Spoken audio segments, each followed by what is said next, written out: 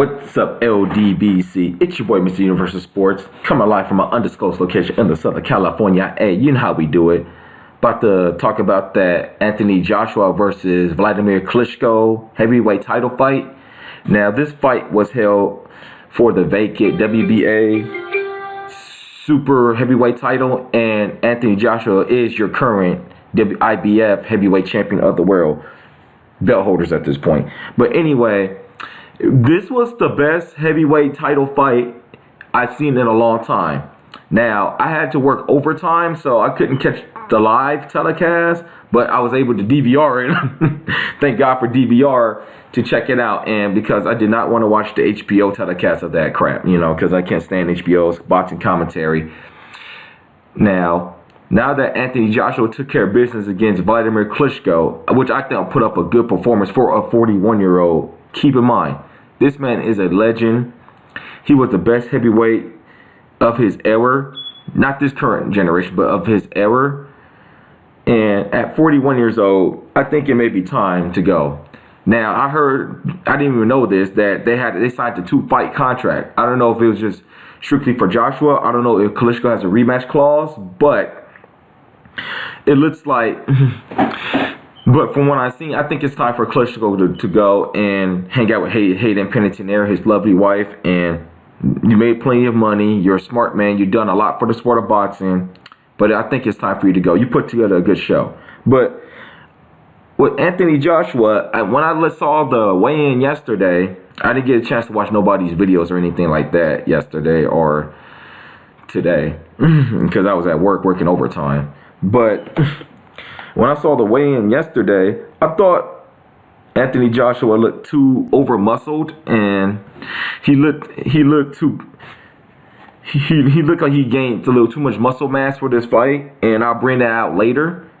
But Klitschko came in at about, he's 6'7", 240 pounds, perfect.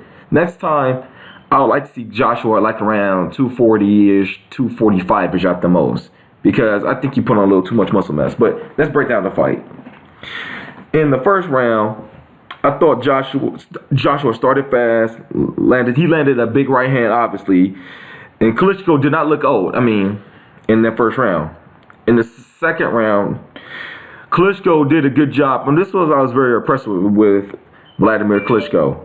Excuse me for that, folks. In the NFL draft warnings. He did a good job slipping punches, moving his head, and I noticed one thing about Joshua. He's very bouncy for a big guy. He uses the ring really well. And in the third round, he landed a uppercut. And the fact that Klitschko wasn't throwing no punches in the third round, maybe his age is starting to show. But as we noticed over the years, Klitschko is not really a super offensive puncher. I find him exciting. I think he's the best heavyweight of his ever. But other people thought he was boring and everything. But let's talk about the fourth round. Klitschko came out strong, landing a right hand within opening seconds. I noticed that's what Klitschko did in a couple rounds. He would start fast, but he'll kind of fade. But notice what Anthony Joshua did. He started going to the body, and the body punches, like the great Bernard Hopkins said, is those investments. And Joshua started to land some combinations in the fourth round. In the fifth round, Joshua really came out strong, landed a couple shots, and he put Klitschko down with a big shot. But I noticed this is where the muscle mass too much muscle mass too soon may have came in while Joshua was training, because Joshua punched himself out, unfortunately, and he began to tire himself out, and Klitschko, towards the end of that fifth round, took advantage of that one. And it led to the sixth round, where Klitschko obviously energized off the work he did late in the fifth round. Came out, landed a couple of shots, and I think Joshua at that point was so gassed that he spit out his mouthpiece to give him a breather. And I think he looked hurt. Joshua got hurt by one of those punches Klitschko threw him. Now, in the seventh round, the momentum still with Klitschko at this point. Joshua was still wobbly, trying to talk trash, play mind games. And I forgot, in the sixth round, Joshua put Klitschko down. And I think that was the best round of the fight. That shocked how he went down. He tumbled, but he got back up and was able to take the punch in the 6th round. I'm sorry I didn't bring that out. I'm tired from working on so much OT. In the 7th round, the momentum still with Klitschko. Joshua still wiping from being knocked down in the 6th. Joshua trying to play mind games, trying to like psych himself up. That's all I got from the 7th round. The 8th round, that's I think where Joshua took over the fight and he recovered. He got his legs back from up under him. When Klitschko landed a couple of jabs, Joshua was able to take over that round and with a couple of jabs of his own. Now the 9th round, Joshua started. I thought it was an ugly round, the most ugly round of the fight because there was a lot of holding and stuff. But Joshua started working the body and to tire out Klitschko, the older man. In the 10th round, I noticed Joshua came up with the 1-2 and he started outworking Klitschko, and that's when he started to take over. The younger freshman started to take over. And in the 11th round, we all know what happened. Klitschko went down a couple of times, and Joshua, being the younger, stronger, fresher fighter, looking to close the show, was able to close the show against the legendary Vladimir Klitschko. Now, I say this to say, Anthony Joshua took care of business. He's the unified IBF and WBA super, and I think it's super, there's so many belts I forget sometimes, heavyweight champion of the world. Deontay Wilder is the WBC heavyweight champion of the world.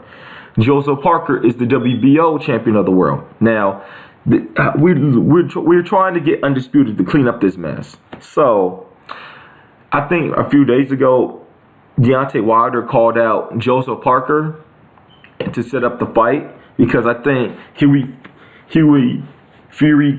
called out of their fight with an injury or something or got scared. But that's the next fight I want to see. I don't want to see Stavern versus Deontay Wilder. Let's unify.